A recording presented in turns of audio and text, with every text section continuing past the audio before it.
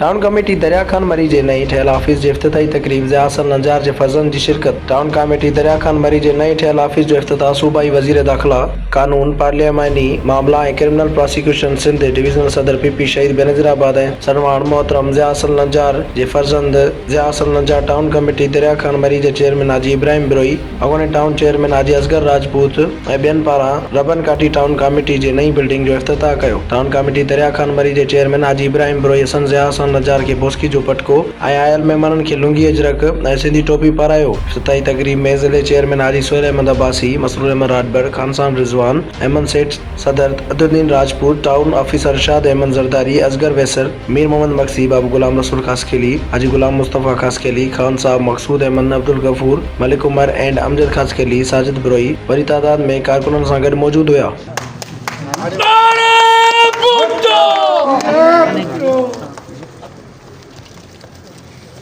कैंची टाइट ले लिया जी। साहब